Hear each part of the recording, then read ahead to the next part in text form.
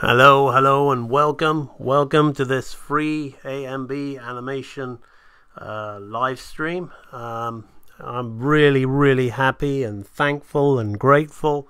Today we've hit 7,000 likes, which is really great.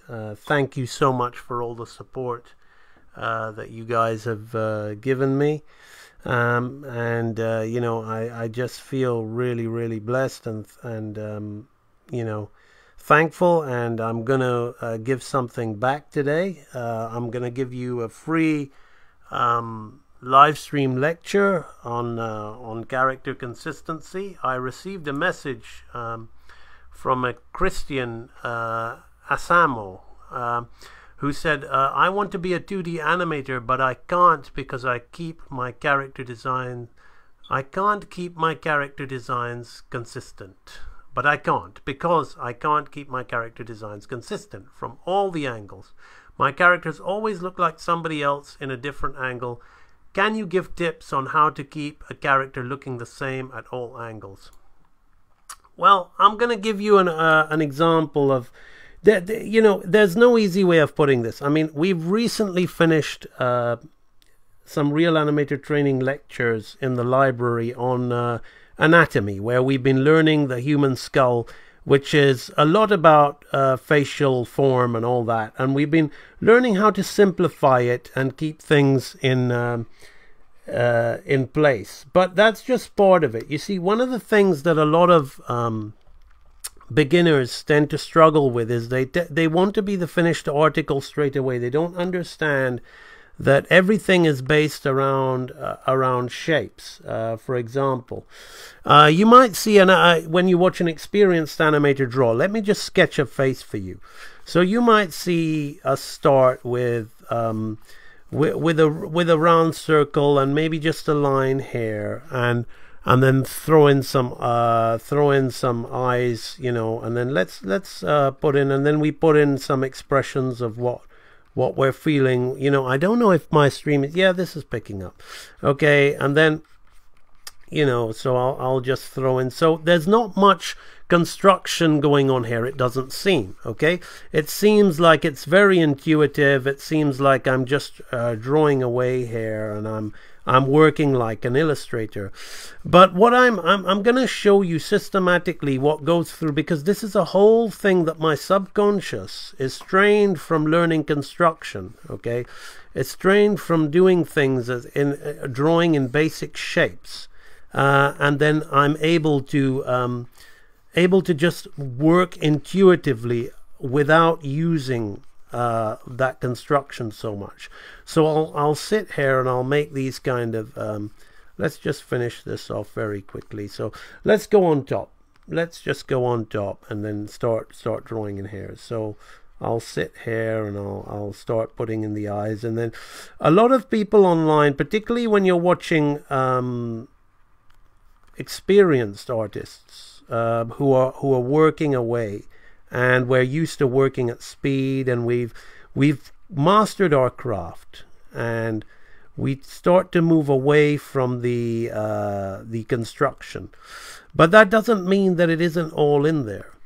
So I could sit here and I could do this, and it might seem like I'm just making up this character model from my head, and it's something I've designed and I've got used to drawing and all this and that. So I'll just fill this in, and then I'll explain to you where this is all going, okay? What is actually what I call in real animator training the secret science of shape simplification. So I'm here like this, and I'm like making these big broad lines, and it looks like it's all intuitive out of my, okay, this is, I believe a lot of people who teach it, who are really good animators, who teach it, I think there's a bit of a disconnect in and when you're trying to give information to somebody new, somebody coming onto it, who's looking at drawing. I mean, I'm getting a lot of comments in my posts and things about, oh, master drawing first, master drawing anatomy and all that before you learn animation. Now, I absolutely agree. Anatomy is extremely important, okay, and then you can throw in some shadow and whatever there, and then let's do a bit of a Glenn Keane impersonation with all this kind of thing going on here, and then heavy some line here, okay.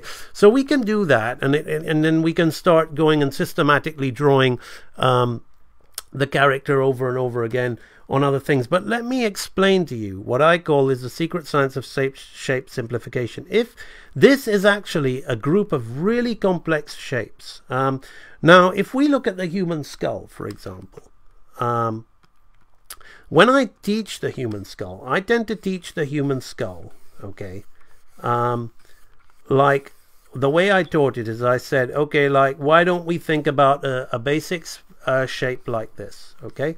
And then why don't we think about that? Now there's lots of different bones here, okay? So this is just so you understand. Hey, Eugimation the man is online. Good to see you. This is just so you understand just how much knowledge goes into these simple spheres and shapes, okay?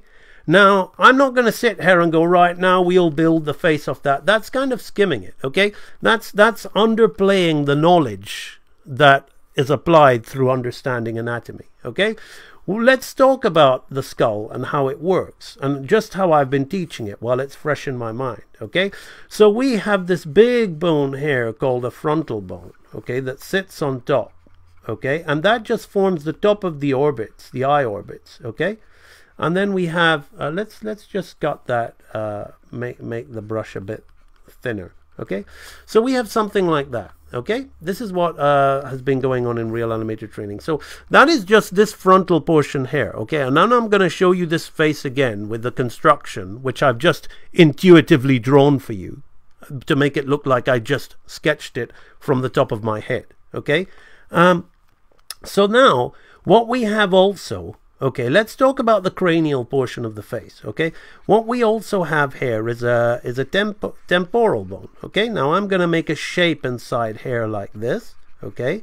I'm going to make another shape, a little kind of line coming here. Now this is vital to getting good character design, because cheekbones and all those kind of things, hey Angela, cheekbones and all those kind of things are what make this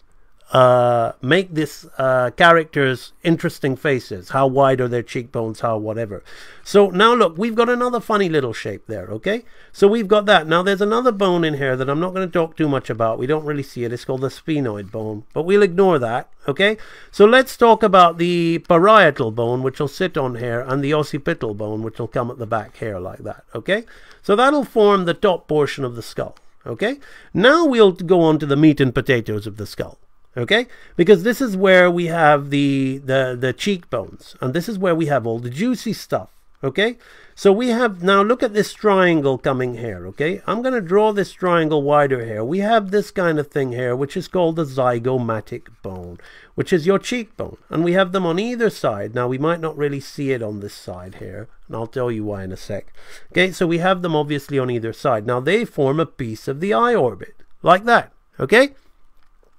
So then we have also this thing called the nasal bone, okay, which determines the bridge of our nose. We might see people with hooked noses like this because the cartilage has come down off there, or straight noses like this, okay, but it's all coming off this bone, okay, because the rest of this is all cartilage, okay, right. So on top of that, we have a nasal cavity, okay, and we've got ethmoid bones and vomer bones in there, which I don't really want to talk about at the moment because that's not important.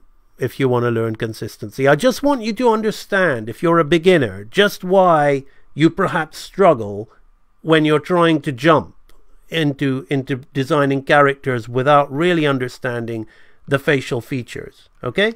So what happens also is we have this thing called our maxilla, okay, which comes about here like this, okay?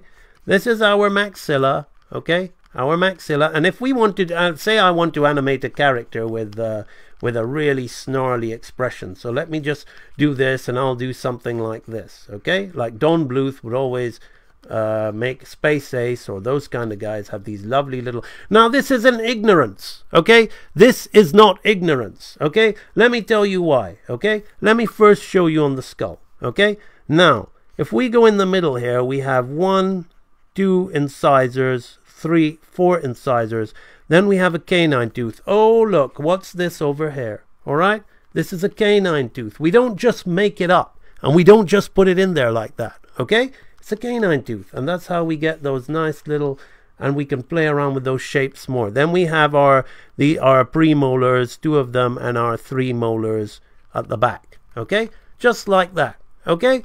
Just like that. So you see, okay, how many shapes have we dealt with? Big shapes, okay? We've got this big triangle here for the maxilla. We've got these little triangles here for the zygomatic, so that's 3 shapes. We've got 4 for the frontal section, 5 for the temporal, 6 for the pateral, and 7 for the occipital, okay? You see how many shapes you're going to be trying to manage and move? You see where I'm going with this? You see why I push the bouncing ball so much when I teach my animation tutorials? Because if you need to master just one shape, my friends, okay? When you can master one shape, and I mean master it properly, okay, then you can think about adding a shape to it, like a line for the pendulum, okay? You see why I teach like that? You see, because it is about drawing, but it is also about movement. And if you cannot move this one shape with this line, how on earth can you then move this one shape with a little shape on hair and a little shape hair to make a stick man, for perhaps adding another shape for his body? Okay, how? If you cannot do that, how are you going to do this?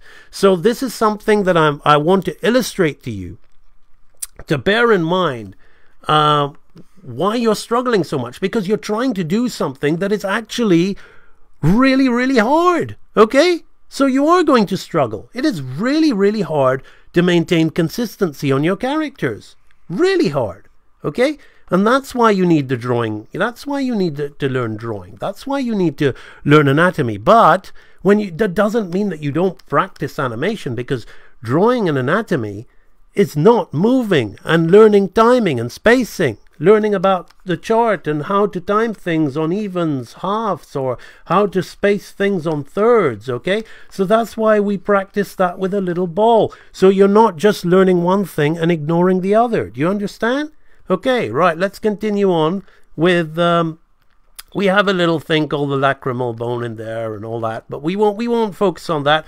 Let's focus on the mandible, okay? So the mandible, we're going to make like a square shape, like this, coming down off hair like this, okay? So we have a mandible coming down off hair like this. Why? Well, let's divide that in half, and then let's think about putting this hair and how we got the angle of the jaw. Okay, the angle of the jaw. Let's put a center line. Let's take that back a bit. I was a bit too hasty to draw that line. Okay, we got the center line here. I want to tell you about... Okay, now look at her face. Whoops, I'm using the eraser. Silly me. Look at her face. I did it again. Oops, I did it again. Okay, all right. Look at where I've put, like I've got a T around the eyes, around this, okay? I've got a whole T section here, like this. It's not by accident, okay? It is not, it is not something that I've just imagined, okay? It's because we have this mental portion of the mandible, the jawbone, which sits here, which is kind of in line, coming halfway between those two eyes, okay? Like that. And then we have the angle of the jaw, okay, which is how the mandible curls around there like that. And then we have the portion of it that connects in there like that. And then comes here, and then we can go in and form our other teeth. Okay, so let's go in and let's do those teeth again. So we have 1, 2 incisors, another set of incisors, okay, then our canines, and our premolars, and our 3 molars. Okay, very quickly. Okay, very quickly for you, just there like that. Okay, now Oh, well, AMB has just memorized how to draw a skull from that angle. Well, let's do it from another angle and talk about it again, because this is consistency. I'm keeping consistency. I have created a character for you out of this skull. Okay, this is my character. So let's test the formula. Let's test the theory of all this business. Okay, so let's try a different angle. Let's try an up angle. Let's try a challenging up angle rather than a front angle, because you could say, well, he memorized it from the side, or he memorized it from the front, and he's making it look so easy. So let's try an up angle like this. Okay, so here we have our little sphere, and I'm going to divide it like that. Okay, I'm going to divide it like that. Now I'm going to put my little rough idea of where the eye sockets are, and I know that this is the nasal cavity was kind of going to be off the front there. So this represents the frontal portion of the face. Okay, so I'm going to draw those little triangles for the zygomatic cheekbones to kind of give me an idea.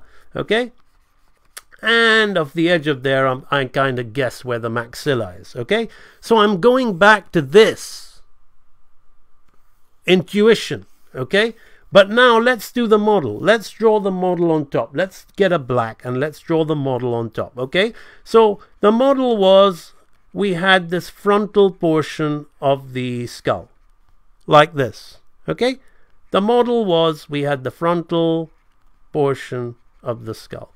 Okay, so this is the frontal bone. Okay, now perhaps we'll look at it a bit differently from this angle, but it'll be something like that. Okay, because I've studied the bones, so I know what they look like from various angles, and this is another reason why you need to study anatomy. Okay, so that's our frontal bone. Now what about that temporal bone that comes on the side here? Well, we went something like this, didn't it? Okay, it went something like this, and there was a hole there for the auditorial canal of the ear. Okay, and this is the mastoid process of the skull. Why is it called that?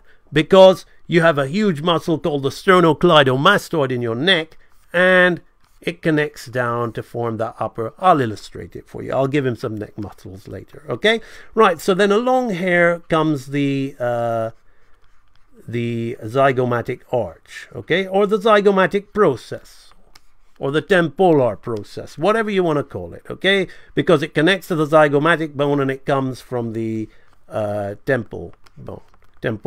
Okay, so we have that there. Okay, now we have the parietal bone. Okay, which is coming down here, and we will be seeing some of the occipital bone around here like this. Okay, around here, and that's where a socket connecting to your first cervical vertebrae, which is known as the atlas, will sit there. Okay, right, so that is it. That's the rear portion of the cranium. Now let's work on the facial, the meat and potatoes. Okay, well, this is an up angle, so let's get this zygomatic arch into place here. So there's my triangle. Remember the little triangle that we have there like that?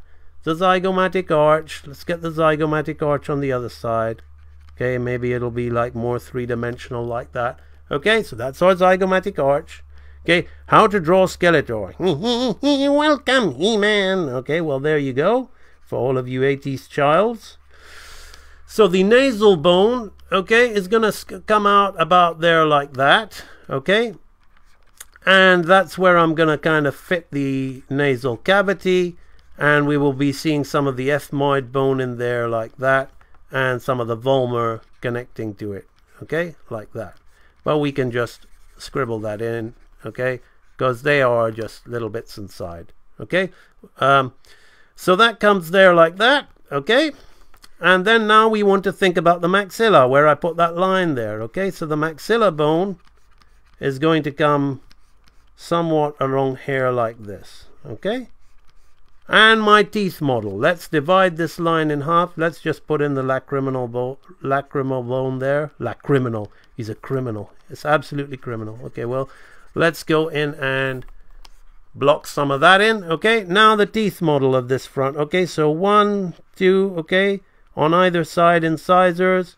Then we have another ones there. Now the canines usually in line with the nose, okay, like that.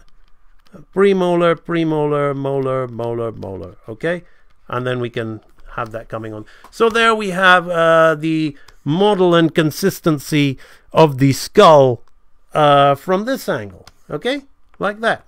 So now let's continue. Let's continue with the jawbone, the mandible. So let's go and put our little box in there, which comes in line with that. Let's divide it there. Let's find the that T shape, which represents the mental portion. I don't know why it's mental. Maybe it's Latin, so it means different. Okay, from what I'm assuming is mental. You're all stark raving mad. Okay, well there we go. And then this is where we're going to form the angle of the jaw. Okay, which gives the jawline. Okay, which comes around like that. So let's go and draw that in. Okay, so that's going to come around here like that. That's going to come around here like that. Like that, that. And we're going to come in and start putting in our bottom set of teeth. So incisors, incisors, incisors, canines, canines. This mandible will always be kind of lower and inside the under the maxilla.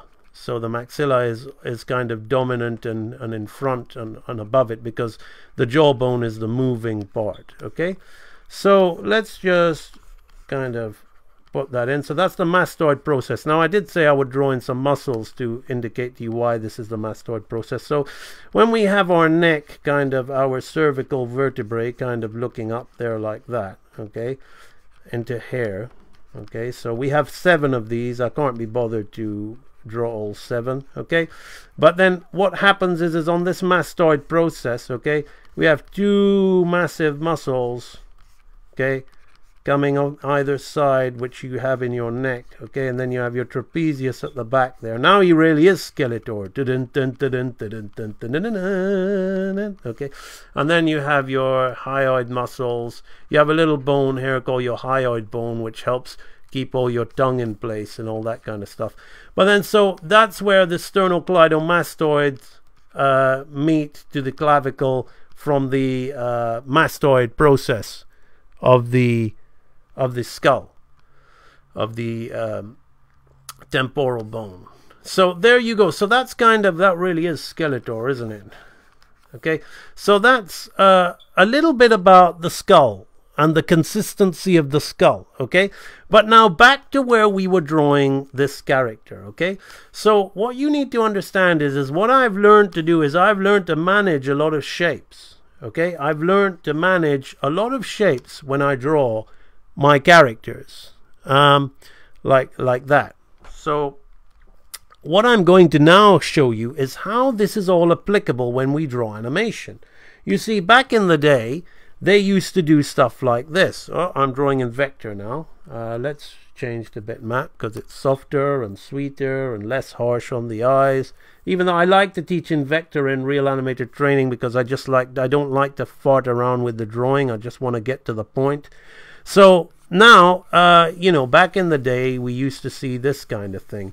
Oh yeah, we'll have a round circle hair and a circle hair, and then we'll have like the eyes hair, and then the nose coming hair, and the mouth, and all this kind of thing. But let me tell you, okay, that even something like this is rooted in that kind of anatomy. Okay, so let's just quickly put this on here like this, and let me tell you why that even something like this, okay, I don't want to get done for copyright, so I'm just going to leave it like that. Okay, so let me tell you why something like this is rooted in let's just do this to kind of change the character design a little bit.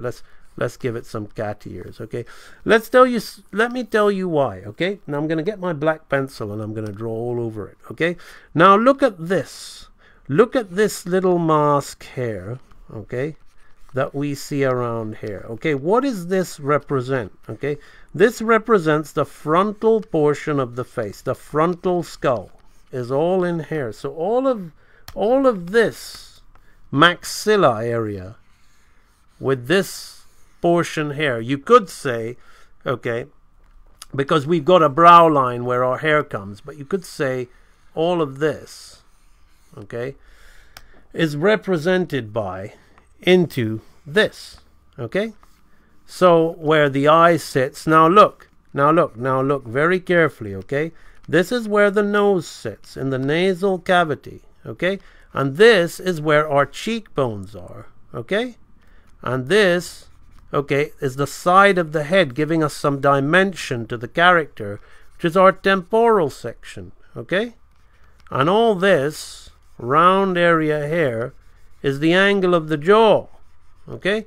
So even when we deal with drawings and characters like that, we are getting some kind of construction going on in there. Now let's go back to my more humanoid female character, okay? Let's talk about that. You know, I could show you, and now a lot of people, when they learn construction, they tend to stiffen up. But you see, when I started with this, because that's when you start to go back to the illusion of life. When you suddenly learn these superpowers, you tend to not draw the emotion or draw what you're feeling. You tend to, and this happened to me when I started, you tend to start drawing all the time in terms of, okay, now I'm going to really, really fit this. Okay, so the mouth is going to fit in hair. The nose is going to be in hair, okay? And then this is the side of the head, okay, like this. So then what's going to happen is this is the T of the eyes, like this, like this. So this is going to come here, okay?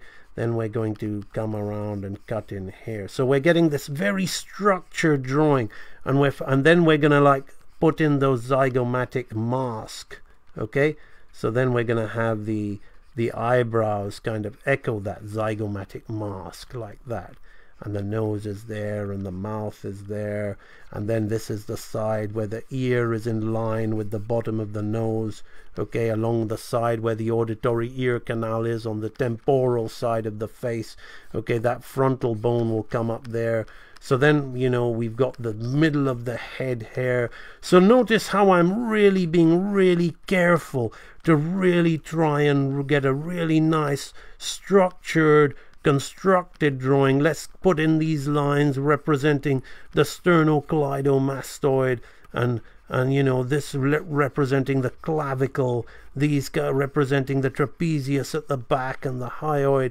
And now we'll come here, and then we'll have the shoulders, and let's do the front and side deltoids, then the pectorials, you know, and then, but I'll tell you, this is all right, okay? It's a rite of passage. It's a rite of passage, because doing things this way is a good way of familiarizing yourself with construction, okay? And it is a good, it's not that you're doing anything bad, and it's not that you're doing anything wrong. It's just that when you really get your license, you can throw it away, because it's all thrown into your subconscious. And the problem with drawing like this is that you end up with very stiff, rigid poses and expressions that don't dare deviate from the character, okay? Because you know, and that's not right, because where our face is capable of doing so many different things, okay? So now I'm just gonna finish this. Let's go in here and let's draw our, let's put in our character model on top. So now we'll be very careful with the eye.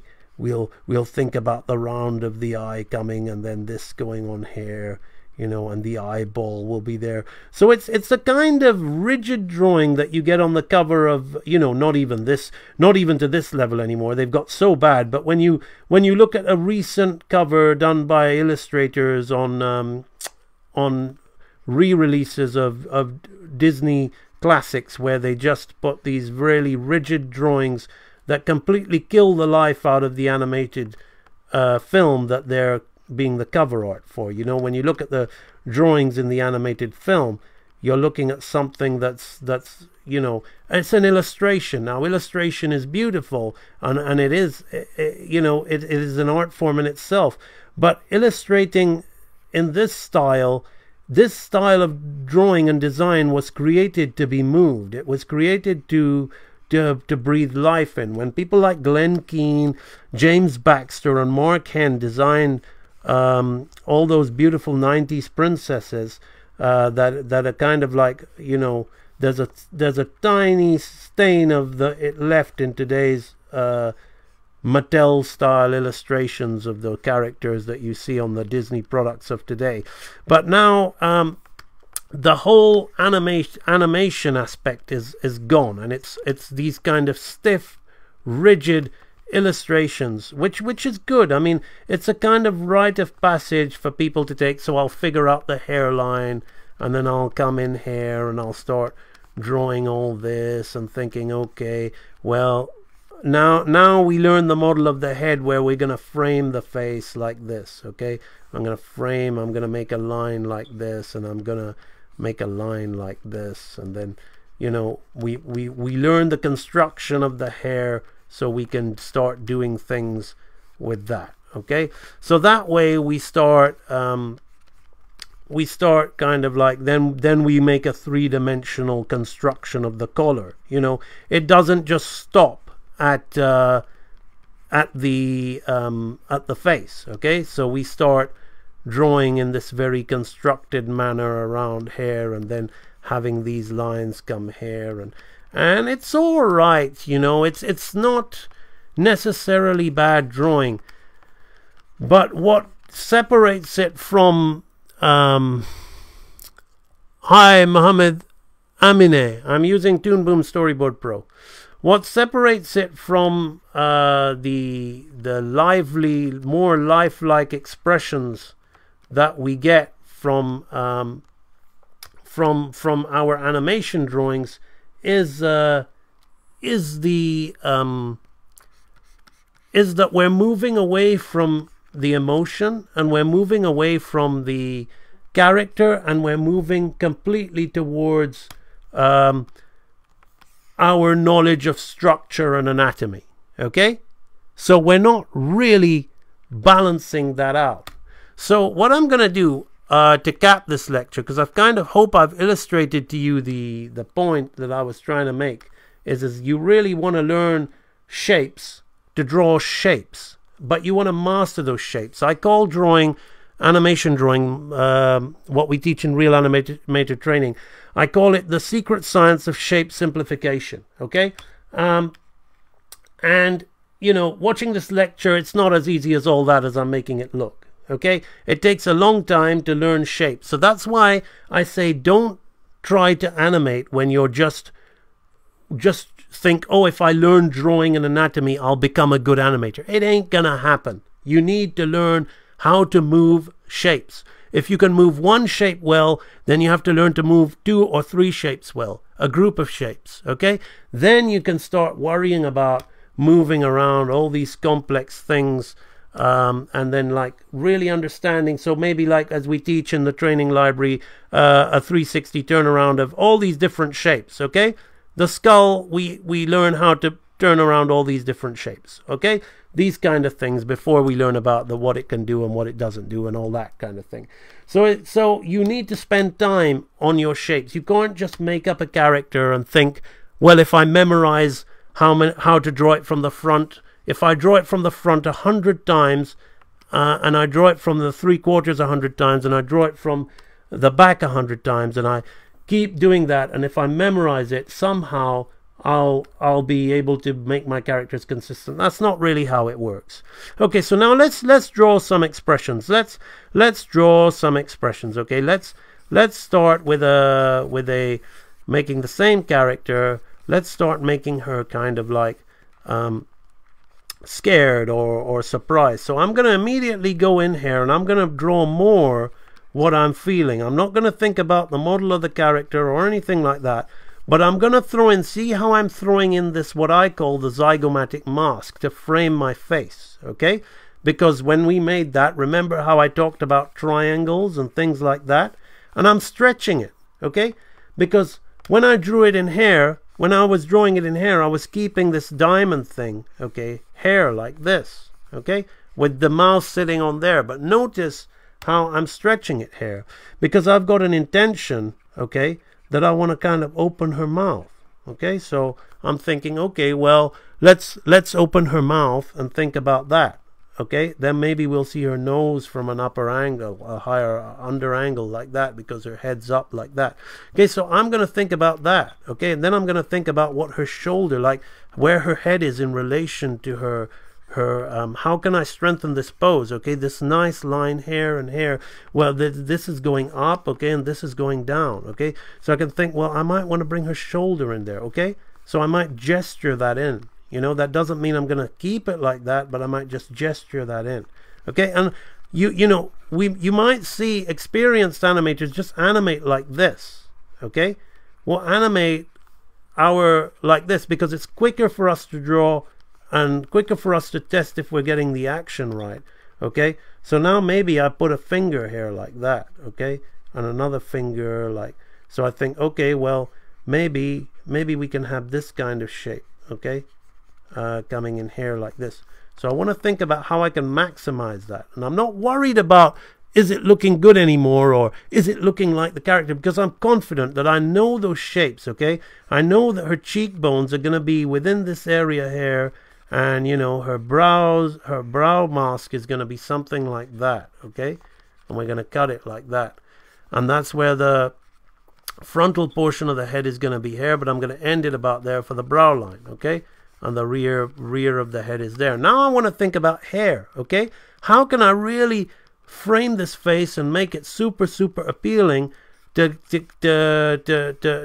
bring out more of the character? Maybe it'll be kind of attractive and cute, okay, if her hair is kind of completely like framing her face like this. Like, so I want to think, how will her hair be reacting? Maybe we will have something like this. Okay, and we bring this one like this, and we bring this around here like this. Okay, maybe that's a bit much. Maybe I bring it down. Okay, maybe I look at this angle here, okay, and I think about this angle. Maybe I bring the hair down like that. Okay, maybe I bring it down just a bit. So with that all in place, okay, then I'll think about drawing in my character. Then I'll think about, okay, well, let's go in here, let's get a black, okay, and let's go and start putting in our character model. Okay, so the eyes are going to be super wide open. Now we know the model of the eye. You've got to have a model sheet and all that worked out. That's true, but this is all simple shapes based on the anatomy. So I'm going to come here now and undo the other shape of the eye like this. Okay, and I always like, I'm a Bluth man. I keep my irises small.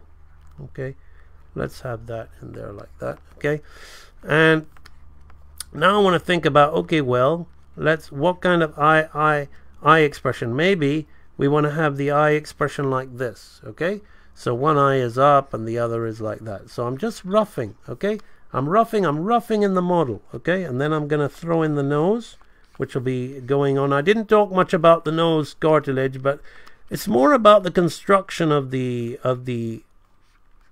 where the nasal cavity is and the nasal bridge, and you can play with the shape of the nose as you like. So now the underside, I'm going to know that we've got this underside of the nose here, so I can put in a nostril there like that. Okay, and then I can start thinking about, okay, well, this is where her cheeks are, this is where her maxilla is like this. Okay, just like that.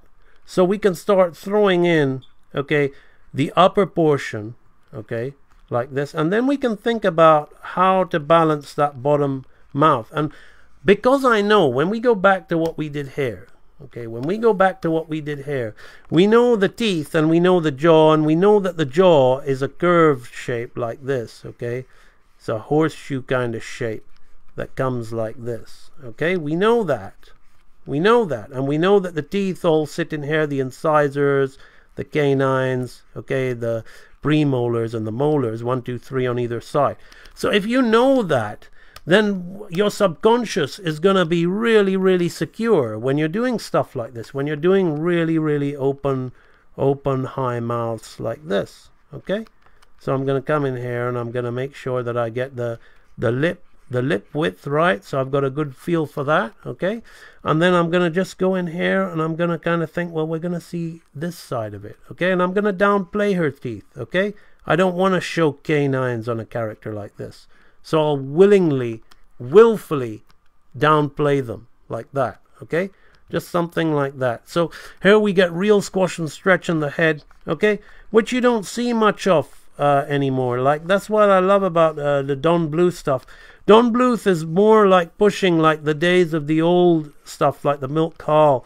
You know, he would really change up his characters' faces. He wouldn't be afraid. Like, you saw me draw that stiff character earlier, like that stiff construction. But you see, the secure artist, the secure animator, I'm not relying on it. Okay, I'm not sitting there basing my entire drawing. Oh no, but the construction. Okay, I'm hitting the model, but I'm getting appeal. I'm getting life. Now this thing is going to come around here. This hair is going to come around here like that. I'm getting appeal and I'm getting life into my poses by being so sure and so secure of my anatomical knowledge and my understanding of shapes more than anything else, that I'm like, I'm going to draw whatever I want, okay? And I can make it move however I want, in whichever way I like, without worrying about, oh, but I can't hit that angle. I don't know what my character will look like from that angle, okay? It's that's what, you know, you become liberated. That's what anatomical knowledge does, okay? So now I'm going to put this sweater here, and I'm going to throw in this sweater line here, and then we'll throw some creases along there like that. So we really want to kind of exploit this. So now again, hand anatomy, okay? I know that this is, of course, you know, the abductor and opponent of the little finger, and that's what forms the frame of the hand. You want to think the hand is framed by your thumb and your little finger, really. So you want to, once you define that, okay, you can go in there and throw in the other fingers, you know, at will, okay? So that's going to be this finger here like this. And we have this one here like this, and maybe this one here like this, and we throw in a hand shape there as well. So I'm just going to heavy in some of it just to finalize it a little bit, but then you can see, like, when I heavy it in, this hair is going to come over the eye, okay? So now I'm layering in the drawing. I'm layering it, and I'm finding my lines. I'm layering in. So when we see the eye, it's gonna be like, you know, one of those things that really gives highlights feminine attractiveness, if you like, when you're doing these kind of characters, is the layering of the hair, and the hair going over the eye and flapping over the eye, and not always being over the eye like she's, you know, a seedy kind of character who's always got one hair over the eye, which is an unfortunate stereotype of a lot of these kind of projects. But, you know, so her hair wouldn't normally be over her eye, but in the animation, in a reaction like this, or a pose like this, you give it more believability and more substance by, now I'm going to put a little inner wall of the mouth there, and I'm just going to do something like that. So you give your drawings more substance by overlapping, okay, and having that quality to them. So then I'm going to just put the ear here like this, and then we're going to throw in the other this big sweeping line, okay. I should really fatten my brush, but yeah, let's fatten my brush for the hair, okay. Okay, so these big sweeping lines like this. And what I'll do is I'll just do one more pose for you, just to demonstrate again that, you know, this whole business. Okay, actually what I think I want to do is I want to change this little finger here like this. It worked nicely in silhouette, okay, but I think it would be a lot safer if we just had the hand coming up like this, and this one coming here like this. I think it's just a lot safer if we do something like that. But you just suggest it in there, and that's where you have the you can start playing with the consistency of your character and getting those expressions. Yep.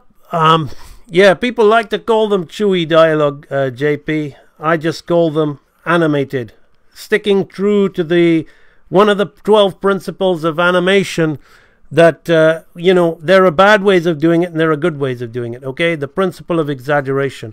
People like to pick on Bluth's chewy dialogue, but they're absolutely cool and fine with Pixar, Blue Sky, and all that's interchangeable character freaking out acting routine. Okay, now that is to me a tiresome, repetitive example of the principle of exaggeration.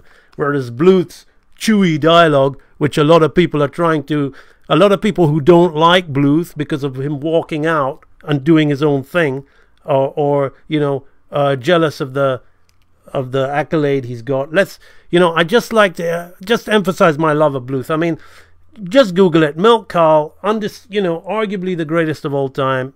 He's full of praise for Don Bluth. Full of praise for Don Bluth. Okay.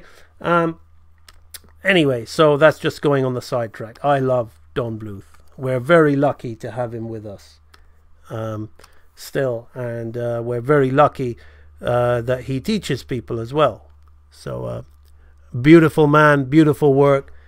I'm indebted to him for eternity for giving me hopes, dreams, and ambitions, and then in turn I'm helping you guys learn with the stuff that I've learned from working with his people. I've worked with some of his lead animators and learned from them, and I'm giving something back now. Okay, so now let's do another pose. Okay, how long has the stream been going on for? 46 minutes. So let's do another pose, and yeah, darn right, JP Jerome, that he is. So let's now talk about, let's do an angry pose. Okay, so now if I want to feel the anger, okay, so I'm gonna do my usual sphere here just to feel my way. But now the first thing I'm gonna do when I think of angry is the angry eyes, and I'm gonna think of a squash. Okay, this is a stretch pose, so I'm gonna think of a squash pose. Okay, this zygomatic mask that I call, because remember I tell you about the diamond. Okay, and see how we see the T shape. Okay, the T shape here. Okay, so I'm gonna kind of draw this small diamond here, because I'm gonna really think of really trying to push it and squash her face. Okay, really squash it and you know, squash the eyes. She's got one eye width apart. That's how we keep consistency in the eyes. So I'm thinking of these kind of things, and I'm thinking, okay, I want to really kind of push this. Okay, so I'm really kind of pushing this. This is the expression. So again, I'm not worried about, you know, because I've already got all that knowledge going on in here. Okay, let's curl that. Let's really curl that, and then let's have that coming up there like that. Okay, because I know that that's the temporal side and this is this side. Okay, so I know all this, so I'm not worried at all about, you know, let's have the nose come up here. Let's really try and kind of, I want to really, you know, make it unfeminine, but you know, the challenge is to make it angry but still beautiful. You know, that's the challenge that I'm going. So I'm not caring about model or anything like that. I'm caring about, you know what, she's even gorgeous when she's mad. Okay, that's what one of the things I'm trying to put in my mind. So what else can I do with that? How else can I heighten that out? Okay, I can think, okay, well, if this was stretched, her shoulder was up, but I'm gonna kind of do the same thing again here. Maybe I'm gonna put a fist in here like this. 2, 3, just shapes again like this. Okay, I'm not interested in trying to get the hand right and all this kind of thing. I'm just thinking pure shape. Okay, now I think maybe this would be nice to frame the hair like this. Okay, it might be a bit much, but this, see this, how this kind of frames in the, if this was a frame of storyboard, okay, like that, you see how we kind of frame it all in the hair like this. Okay, so now I know that her hair parting is in there, and then this is again this, we're gonna have this kind of feature going on here on the side like this. So I'm gonna think about, well, what can be happening here? Okay, maybe she can have her shoulders hunched Okay, maybe this one, the fist will be hair, we wouldn't really see it, but I want to put that in there just to kind of help me. This creates a division, the neck can slot nicely in there. Okay, so I'm thinking about shapes, people. I'm not thinking about all this, about the parietal, the frontal, the nasal, the maxilla, the mandible. Okay, that is, I've done that so much that is secure in my subconscious. So when I want to draw the character to model, okay, I can draw it to model. Okay, that's the, let's just dab it back a bit with the putty. I want to call it putty eraser, okay, because I like to do that. Don't bother with layers. I find layers, personally, it's like a cleanup. When I'm roughing my animation drawing on paper, I dab it back with a putty eraser. I don't put a fresh piece of paper over the rough, okay, and start roughing again, okay, unless it was beyond saving. Okay, right, so let's go in here and let's think about putting in our expressions to model now. Okay, so let's think about those eyes. Okay, we want to have, you know, the cheek coming into play. We want her to be even madder. Okay, so then we're going to have the eye shape. Okay, but we're going to think about how that bottom cheek is coming into play. Okay, now the iris is going to rest on there like that. So then we want to think about it on this side. Okay, again, I might open the cheek on this one just a little bit. Okay, just to give me this nice kind of shape on the eye line. You see, these subtle kind of things that'll really give you a lot more depth and emotion into your character drawing and animation. So that's another thing. So you not only have to learn how to move shapes with the secret, what I call the secret science of shape simplification, which I teach in my training library.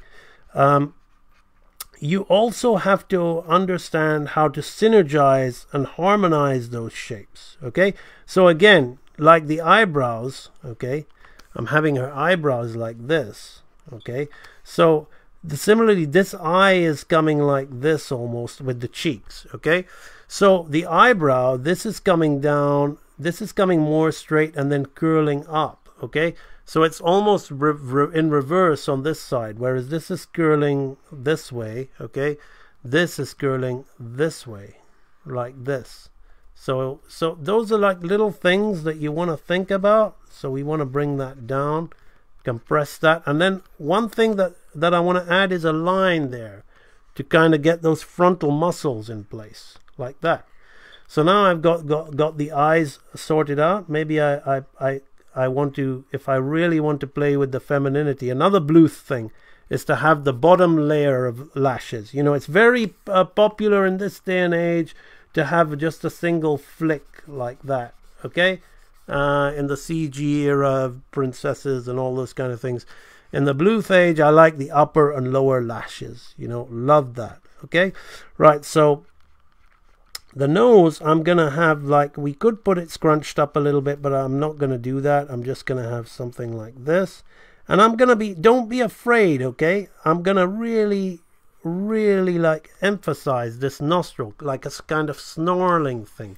We want to get the anger in there. We really want to get that squash and stretch anger in there. So the eyes are stretched, and then we want to get the mouth pose. Okay, so I really want to think about, okay, well, the upper lip, we'll see that upper lip. Okay, and that's the mouth shape. But now I want to kind of like think, you know what, I want to almost have it so the inner lip, the lower lip, is being kind of pulled by that. You know, it's like she's almost biting her lip, you know, because she's not very happy. Okay, so I'm gonna play with things like that, and then I'm gonna come in here and I'm gonna then start thinking about this T shape.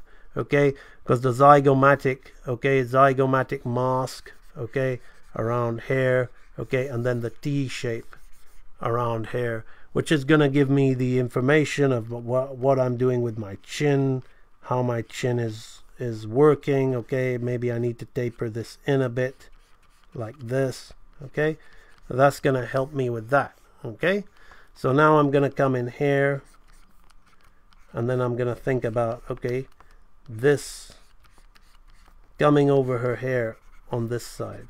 Okay, and this is her brow hairline, okay, which is hidden, and I'm gonna use this to marry the two of my hair shapes on either side. Okay, like that. So that's going to be the parting in the hair. Maybe I bring that head down a little bit. I think it's a little bit big in the rough. So we want to think about, okay, the shape of the hair will be doing this. It'll be coming in and out of the parting. So that's why I'm putting a rise hair and taking it off there like that. Okay. So then we're going to have this coming in here like that. Okay. To bring this coming round. Okay, so I'm going to fatten my brush for that. I'll probably have to fatten my brush from the angle that I'm drawing it, so then this one will come maybe like this. Maybe here, and maybe I want to bring that shoulder up. Okay, so I'm going to probably have the hair come behind her head.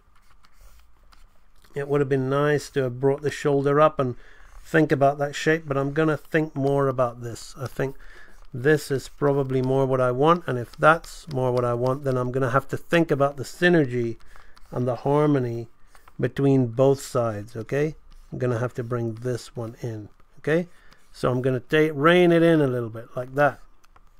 Okay, so we're making a squash pose, all right, in the hair like that. So the ear is going to sit here. Okay, I'll maybe put in a bit of that ear. It's always good to have that in. Now, another cute thing that we can do is the neck is hair, so we want to think about the squashing of the, notice how I'm putting, you see, you need to understand the shapes. Notice how I'm not just putting a round thing for her polo neck like that, okay? We need to understand that there's the shape of the human clavicle, okay, from the top. This is the body, the neck is in hair. You got this bow shape, and your shoulders are hair like this, okay? And then your scapula bones come here like that. So we need to imagine that this thing is coming around the side of the head, and we're getting this squashed neck shape, okay? I'm not just making this shape up ignorantly, okay? I'm really, and then I'm going to kind of squash them. I'm going to put a little dimple in here and squash in on there to create that feeling of that. Yes, she's wearing this jumper. She's really wearing this jumper, okay? It's not just a floating shape of construction that's just floating on her, okay? So then we put in some lines here, and we sit that sleeve out there like that. So you see how that works, right?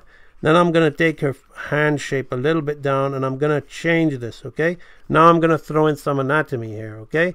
So these are all your metacarpals, the heads of and the joints, which go onto the phalanges, which form the knuckles. So I'm going to open that first fist out like that, and I'm just going to go 1, 2, and then I'm going to come in here like this and make our, maybe that's a little extreme, so I'll just show a little bit of there, like, and then I maybe put a thumb here rather than making it a complete fist. Okay, that's another Bluth thing, okay?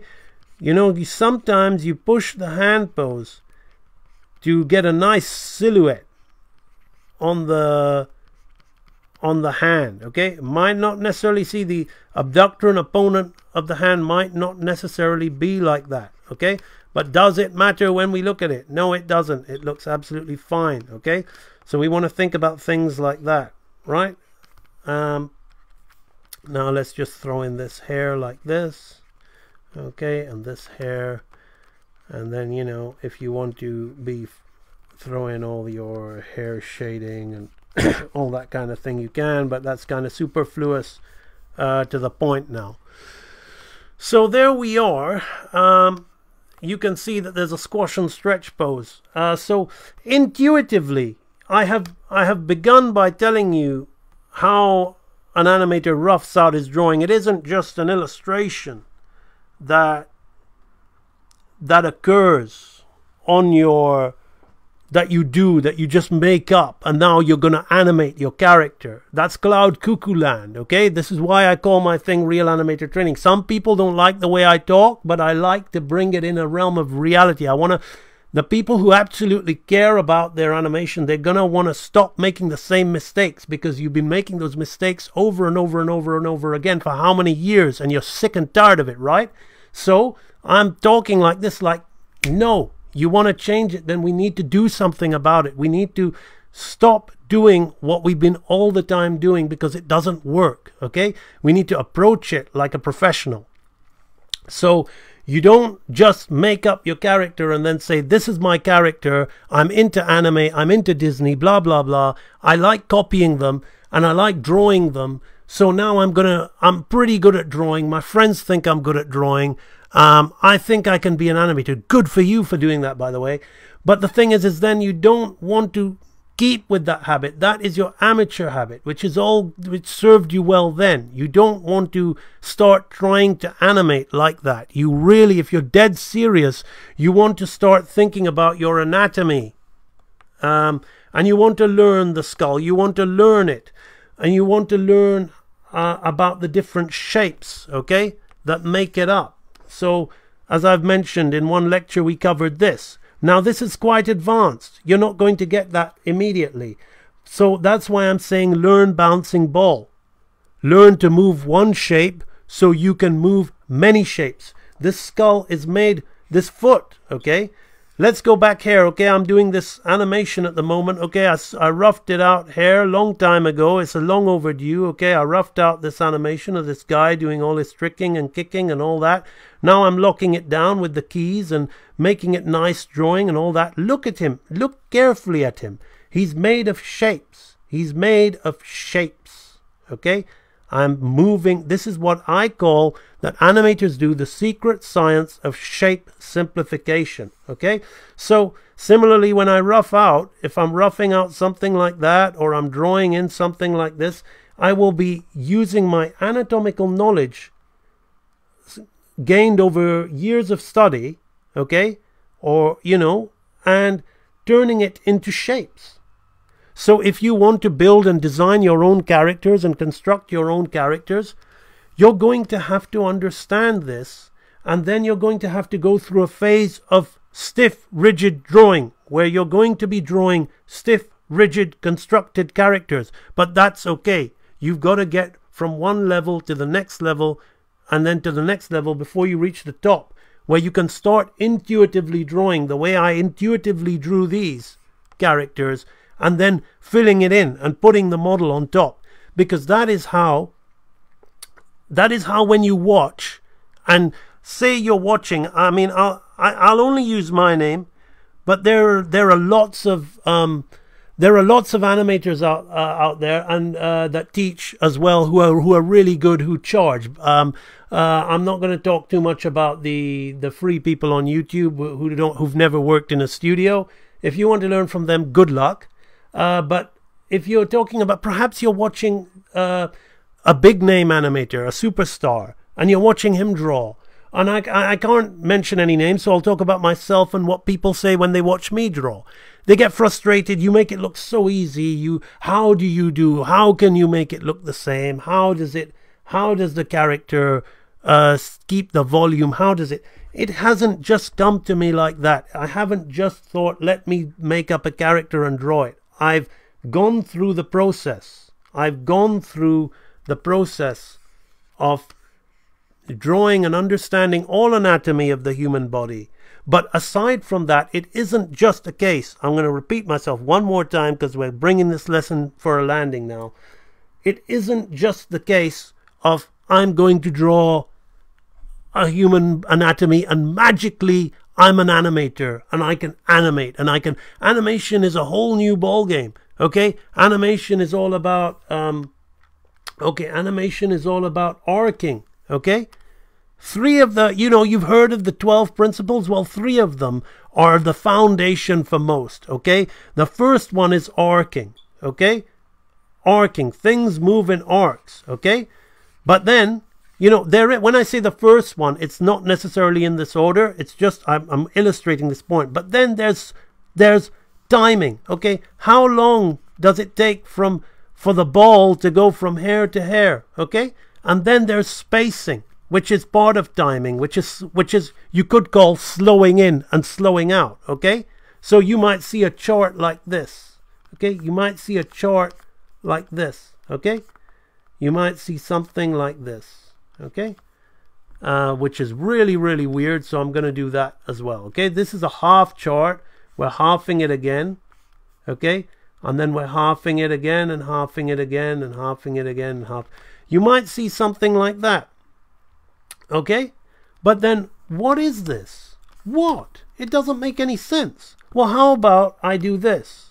How about I put a line here, I put a line here, and I put a line here. Okay, and how about we say that this ball is hair. Now this ball is hair. Now this ball is hair. And how about we say we put a line here and a line here. And how about we say this ball is hair and this ball is hair now. And how about we put a line here and a line here. And how about now we say this ball is hair and this ball is hair. We have something called slowing in and slowing out. We're slowing in. We're slowing in to this ball. These are our extreme frames.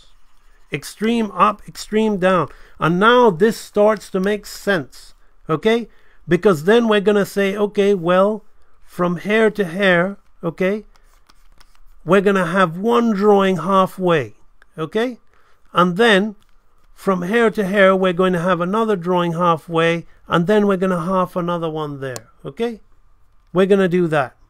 So between hair and hair, we've got two drawings, okay? So one is halfway, and then between there and there is another halfway, and then we've hit that, okay? So let's just argue, say 1, 2, 3, 4, 5, okay? So 1, 2, 3, 4, 5, okay? That's all it is. That's all it is. But it takes time. And learning anatomy and learning to draw anime and drawing all your favorite drawings like a badass illustrator who's unrivaled at digital painting won't make you understand this. So please understand, when you want to learn animation, it isn't just, oh, I'll do the drawing first, as if animation is some kind of easy trick. It is an easy trick to some of these software people who just only know one little timing trick. And you see a character. You see, we've lost the illusion of life today. We have more an illusion of movement. I'm talking to people who I believe want to draw and animate the kind of stuff that gets me on fire. The Disney, the Bluth, okay? And even some of the really top brass anime stuff, okay? I'm talking to you, okay? You don't just go ahead and draw those kind of things, think that you're just going to learn how to rotate a skull, and then suddenly you'll be able to time your work and act and do beautiful animation. They're two crafts, okay? They're two crafts, and they come together to make one craft. It's like physics and architecture, you know, and the structural engineer and all that. It all comes together, you know. Even designing a building, you know, you have the creatives who design the aesthetic and the look, just like movie making.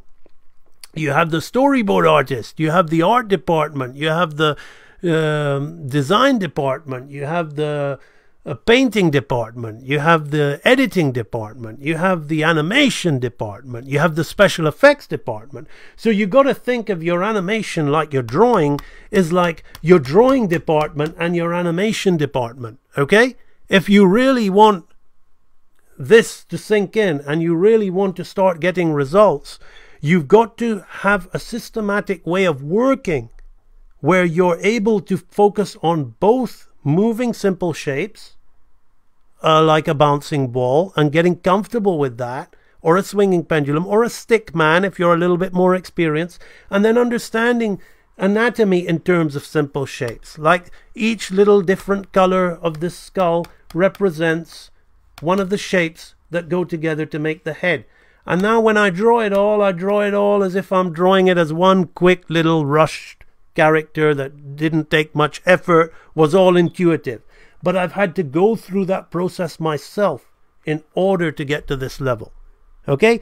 And it isn't hard. It just takes a little bit of dedication, focus, and time. Okay? And a lot of people find doing those things hard, not the actual execution of the work.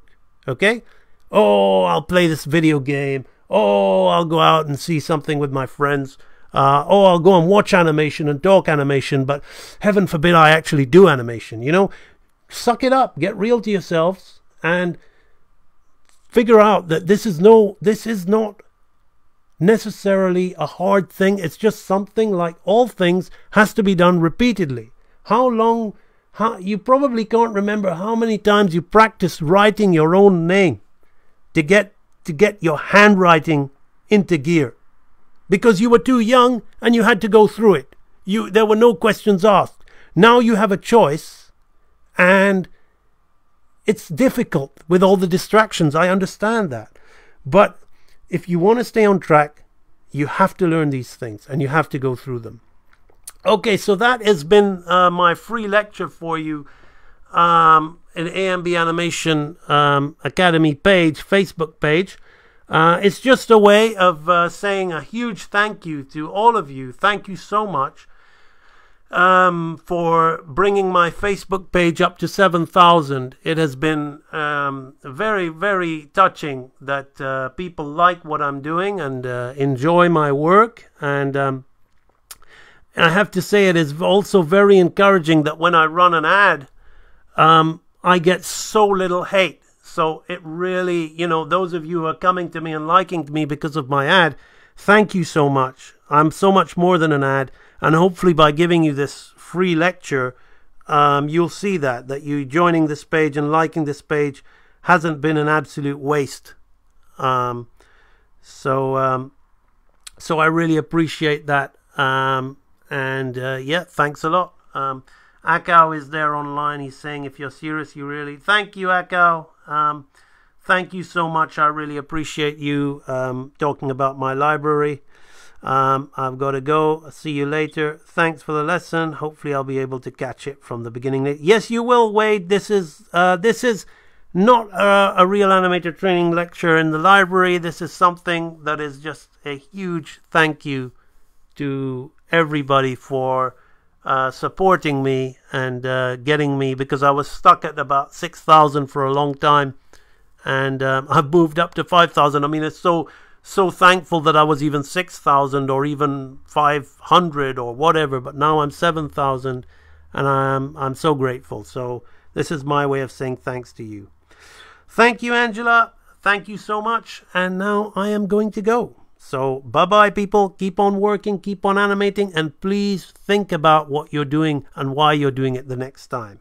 Okay? Are you doing it to have fun, or are you doing it to progress? Bye-bye.